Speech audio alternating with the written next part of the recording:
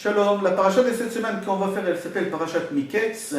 La paracha précédente qu'on a fait, on a vu là-bas que Yosef il a interprété les rêves au ministre chanson et au ministre panotier. Le ministre panotier il a été pendu et le ministre chanson il est revenu à sa place. 2 ans après, Yosef il est toujours en prison. 2 ans après cette histoire, Yosef toujours il est en prison. Un matin, Paro se réveille un peu tôt et son cœur bat à 100 à l'heure.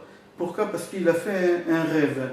Et dans le rêve qu'il a fait, le premier rêve qu'il a fait, qu'il était debout au bord de Yéhor, du fleuve, et il voyait que du fleuve, il y a 7 vaches grosses et bien portantes qui sortaient, et derrière eux, il y avait 7 vaches maigres qui sortaient, et les 7 vaches maigres, il avalait les 7 vaches grosses, et quand on regardait les 7 vaches grosses, on ne dirait pas qu'ils ont avalé les 7 vaches maigres.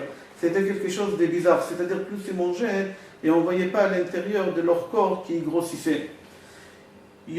Paro, il retourne au lit, il s'endort encore à nouveau, il fait un deuxième rêve, qu'il y a 7 tiges remplies de blé, bien portantes comme ça, qui poussent, et derrière eux, il y a 7 tiges de blé, toutes maigres, toutes fines, qui poussent aussi, et ils avalent les 7 tiges grosses. Et ici aussi, ça ne se voyait pas que les 7 tiges maigres, ils ont mangé les tiges grosses. Paro, quand il voit ce deuxième rêve-là, il commence à avoir peur, il réunit tous ses ministres, tous ses conseillers, et il leur demande d'interpréter ce rêve. Personne n'est capable d'interpréter ce rêve. Parmi tous ces ministres, il y a là-bas le ministre chanson. Il se rappelle soudain de Yosef, et il raconte au roi, Nar Evri, il y a un jeune homme, un hébreu, il a parlé vraiment très très mal, il a mal représenté Yosef, et tout de suite, Paro, quand il entend ça, il dit, tout de suite, ramenez-moi ce juif-là, ces hébreux, ramenez-le-moi. Tout de suite, on fait sortir Yosef de prison. Ce jour-là, il avait 30 ans. Ils l'ont lavé, ils l'ont rasé, ils l'ont changé ses habits, et ils l'ont ramené devant Paro, et Paro, il lui raconte les 2 rêves.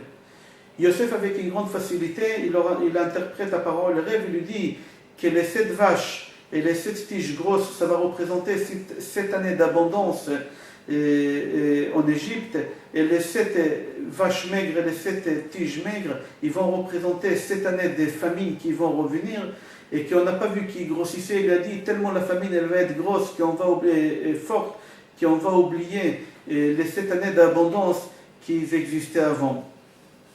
Et pourquoi 2 fois ce rêve? C'est pour renforcer, pour dire que ça va commencer tout de suite. Tout de suite ça va commencer à se réaliser ces rêves. Yosef il conseille à Paro, il lui dit il faut que tu trouves quelqu'un, chacham venavon, quelqu'un de sage, d'intelligent, qui pourra gérer le pays pour pouvoir avoir des stocks. Il donne quelques conseils à Paro. Paro, il était très stupéfié de la force et de l'intelligence et de brillance de Yosef, et tout de suite il dit à Yosef, la seule personne qui pourra faire ce travail que tu me dis, c'est toi. Tout de suite il donne à Yosef toutes les choses pour pouvoir régner sur Égypte. Il lui donne sa bague, il lui donne des habits, il lui donne tout ce qu'il faut, à part le titre. Le titre de roi, Paro il l'a gardé, mais mis à part le titre, il a tout donné à Yosef.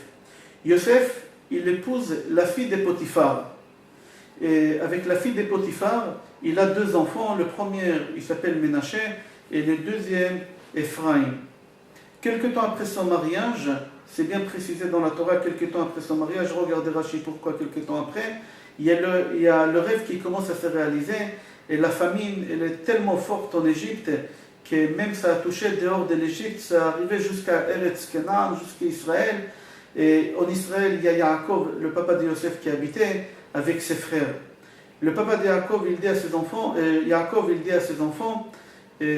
descendez en Égypte pour nous ramener, ramenez-nous à manger.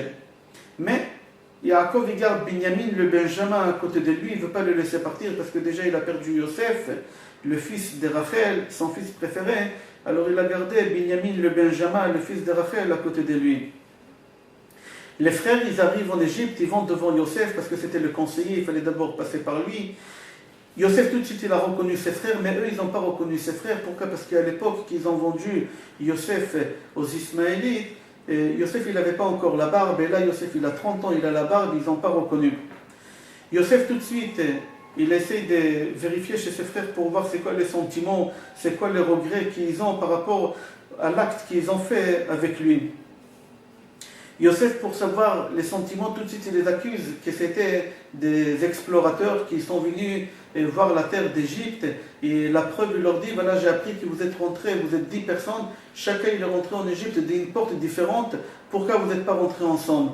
Vous n'êtes pas rentrés ensemble parce que vous venez explorer la terre et vous avez eu peur de la police. Et les frères, ils se défendent en lui disant, non, on avait un frère qu'on l'a perdu il y a à peu près, il y a plusieurs années, et on est rentré chacun dans une porte différente, peut-être de retrouver notre frère. Mais on n'est pas des explorateurs. Yosef, il leur dit, je ne vous crois pas, il faudra que vous restez ici et que vous prouvez votre innocence. Et il leur dit, voilà, maintenant, si vous allez retrouver votre frère, qu'est-ce que vous allez faire pour le sauver? Alors ils ont dit, le prix qu'il faudra qu'on paye, on paiera, que ce soit en monnaie, en argent, ou que ce soit avec notre corps. Si on est prêt à tuer ou à se faire tuer pour sauver notre frère.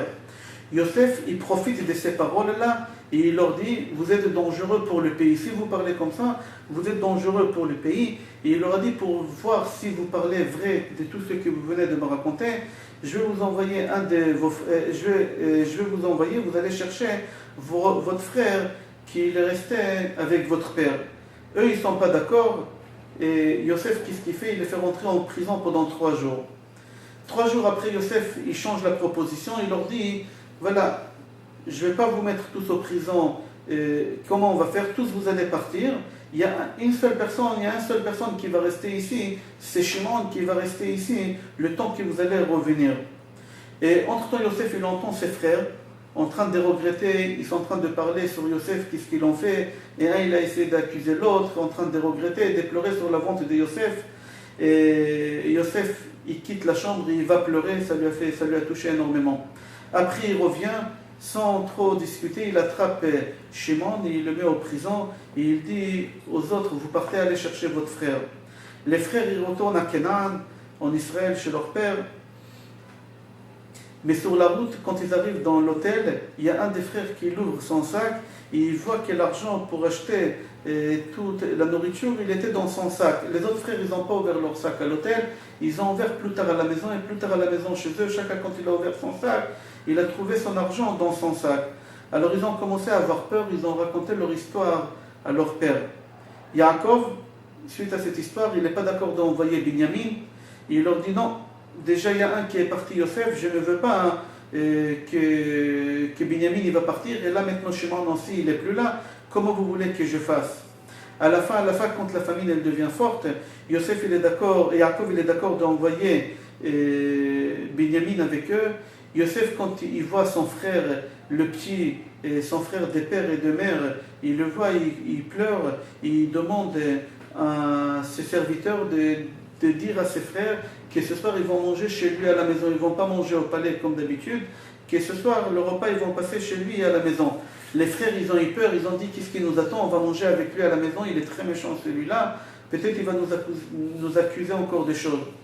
Mais les serviteurs, ils les ont calmés, ils ont dit non, ne vous inquiétez pas, ça va bien se passer, si vous invite chez lui à la maison, c'est exceptionnel. Au milieu du repas, quand tous les frères ils se réunissent chez Yosef à la maison, ils voient des choses bizarres. Une des choses bizarres que la Torah nous raconte, que Yosef il avait une coupe, et chaque fois quand il frappait la coupe, il savait qui c'est le premier-né, le deuxième, le troisième, chacun, la naissance, l'ordre de naissance de chacun. Il demandait à chacun de s'asseoir en ordre. C'était soi-disant la coupe qui dévoilait les choses. Et à la fin, le dernier, il a pris le Benjamin Binyamin, son frère, à côté de lui, parce qu'il n'a pas son frère, soi-disant, il l'a mis à côté de lui. Dans le repas, Yaakov et Yosef, il leur donnent beaucoup de cadeaux. Binyamin, il reçoit le double. À la fin du repas, Yosef il leur donne beaucoup de nourriture, plein de cadeaux, et il leur dit qu'ils peuvent rentrer chez leur père avec Shimon et tout le monde. Et sur la route, quelques kilomètres après qu'ils ont quitté l'Égypte, ils entendent des bruits, et c'était qui? C'était un des ministres, un des serveurs de Yosef. Et il leur a dit, voilà, Yosef il m'a envoyé ici parce que quelqu'un il a vendu cette coupe, la fameuse coupe qu'on a parlé tout à l'heure, quelqu'un il a volé cette coupe-là. Alors les frères ils ont dit, c'est pas possible qu'on va faire une chose pareille. Avec tous les biens qu'il nous a fait, on va pas voler. Alors regarde, on va te laisser à vérifier. Celui qui l'a volé, il est passible de mort, on va le tuer. Il a dit d'accord, il a commencé à chercher. Arrivé chez Binyamin, chez Benjamin, le Benjamin, le dernier de la famille, le frère de Yosef, il trouve la coupe chez lui. Les frères, quand ils entendent ça, ils commencent à déchirer les habits, ils commencent à pleurer, ils sont obligés de retourner à nouveau tous en Égypte. Dès qu'ils arrivent en Égypte, ils vont chez Yosef, ils se prosternent devant lui, ils pleurent devant lui. Yehuda, il propose à Yosef que tout le monde y devienne esclave. Ils lui disent, voilà, il ne faut pas que tu tues Binyamin, on devient tous esclaves à vie pour toi. Yosef, il n'est pas d'accord, il dit que le voleur qui a volé, il faut qu'il paye, et que Binyamin, il faut qu'il reste en Égypte, et tous les frères, ils doivent quitter l'Égypte. La paracha, elle finit comme ça, en vous souhaitant Shabbat Shalom, Bracha Vatzlacha et Kol Tov.